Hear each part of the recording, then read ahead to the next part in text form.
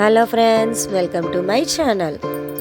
ఈరోజు వెజ్ బిర్యానీ ఈజీగా ఎలా ప్రిపేర్ చేసుకోవాలో చూద్దామండి.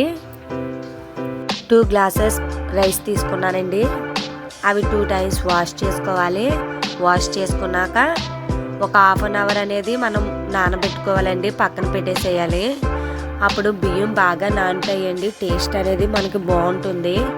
నెక్స్ట్ వచ్చేసి బిర్యానీలకు కావాల్సిన ఇంగ్రీడియంట్స్ మిల్ మేకర్ తీసుకొని నేను నానబెట్టుకున్నానండి. అలాగే పచ్చి బఠానీ ఉంటుంది కదా, అవి నేను కొన్ని నానబెట్టుకున్నాను. ఇవి కూడా మనం రైస్ పెడతాం కదండి, నానబెడతాం కదా, అప్పుడే నానబెడితే చాలా బాగుంటుందండి. నెక్స్ట్ వచ్చేసి మనకు కావాల్సిన ఇంగ్రీడియంట్స్ చూద్దామండి. Onions, green chilli, tomato, sweet potato. Next వచ్చేసి బిర్యానీ సామాన్లు అండి. వీటితో నేను ఈజీగా ప్రిపేర్ చేస్తున్నానండి వెజ్ బిర్యానీ అనేది.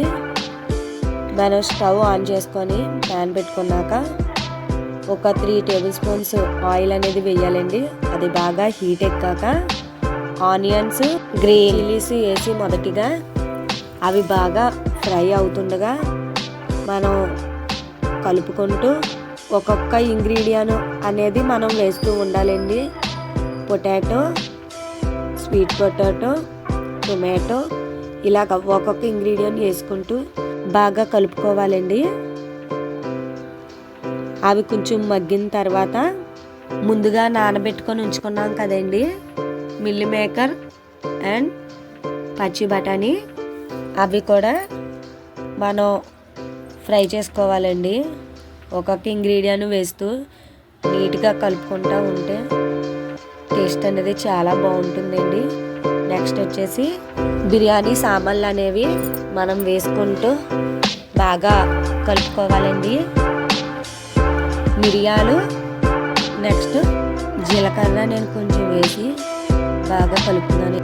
నానబెట్టాం కదండి పచ్చి బఠానీ, అవి కూడా బాగా వేసుకొని మనం కలుపుకోవాలండి. ఆ తర్వాత అల్లం వెల్లుల్లి పేస్ట్ అనేది ఒక టేబుల్ స్పూన్ వేసి బాగా కలుపుకోవాలండి. కలుపుకున్నాక నేను 2 గ్లాసెస్ రైస్ తీసుకున్నాను కదండి, ఆ 2 గ్లాసెస్కి 3 గ్లాసెస్ ఆఫ్ వాటర్ వేసానండి. ఎందుకంటే ఒక హాఫ్ అన్ అవర్ ముందే మనం నానబెట్టుకున్నాం కదా. రైస్ కూడా అందులో వేసేసాక తగినంత ఉప్పు అందులో వేసి మనం టేస్ట్ అనేది అప్పుడే చూసుకోవాలండి. తర్వాత హై ఫ్లేమ్లోనే ఉంచి అది ఒక ఉడికాక లో ఫ్లేమ్లో పెట్టుకోవాలండి. బాగా ఉడికాక ఒక 5 మినిట్స్కి మనం తీసి చూస్తే బిర్యానీ అనేది ఇంకొంచెం ఉడికితే సరిపోతుందండి.